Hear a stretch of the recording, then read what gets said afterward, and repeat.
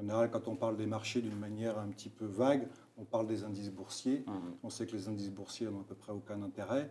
Quand vous achetez aujourd'hui l'Euro 50 ou le CAC 40 ou le DAX 30, vous achetez des histoires chinoises, anglaises, africaines, etc., européennes. Donc tout ça est bien mélangé. La question centrale, il y en a deux en fait. Le taux d'exposition aux actions et ce qu'on fait à l'intérieur. Le taux d'exposition aux actions aujourd'hui, probablement qu'à ces niveaux-là, après la chute très forte, il ne faut pas être trop en retrait et probablement jouer un mini rebond ou quelque chose comme ça. Donc plutôt alléger quand ça monte que faire ça tout de suite.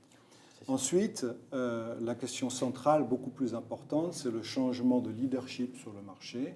Le leadership, depuis 3 ans, ce sont les sociétés les plus exposées au cycle européen. C'est pour ça que des maisons comme la mienne, je trouve, mais d'autres aussi, ont fait de si belles performances en s'exposant aux sociétés européennes qui ont surfé sur le retour de la consommation et de l'investissement en Europe. Ces sociétés sont beaucoup plus à risque aujourd'hui.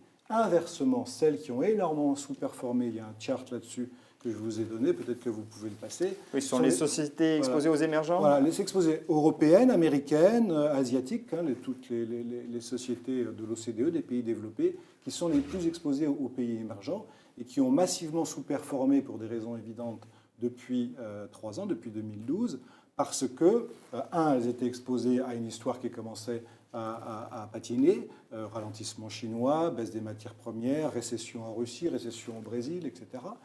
Et deux, parce que bien sûr, elles bénéficiaient moins de la reprise européenne.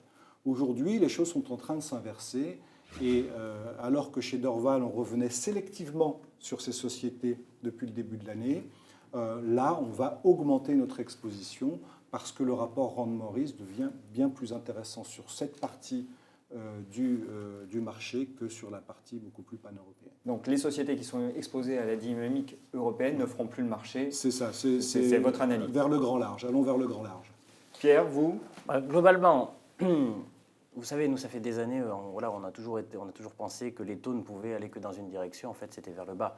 Donc on a plutôt un prisme et on considère que les conditions sont là structurellement pour que les taux restent extrêmement bas pendant longtemps. Alors là, ils sont. Donc qu'est-ce qu'on va jouer systématiquement? Chaque hausse de taux va être en gros l'opportunité pour re-rentrer sur ces marchés, parce que pour nous, chaque hausse de taux contient en elle-même un contenu suffisamment récessionniste pour qu'elle la ramène au plancher. Donc on sera toujours finalement acheteur d'obligataires d'un point de vue opportuniste dès qu'on aura une hausse de taux. Ça, c'est le premier fondement. Après, derrière, mais ça ne fera pas beaucoup de performance. Ça fera un peu de performance, mais ça ne fera pas beaucoup de performance. Le reste de la performance pour nous, tant qu'on est dans un environnement de marché qu'on considère comme un wave market, c'est-à-dire un marché en forme de tôle ondulée dans lequel on reste, dans un tunnel dans lequel on reste, c'est pas grave. C'est pas parce qu'il n'est pas directionnel qu'on ne peut pas faire de performance. Ce qui l'emporte par rapport à ça, ce sont les dimensions tactiques, savoir rentrer et sortir. Donc effectivement, après, vous savez, historiquement, lorsqu'on découpe le marché sur très longue période, les environnements de wave market sont marqués par des segments de hausse et des segments de baisse qui tournent entre 8 et 10%, voilà, et durent en général quelques semaines.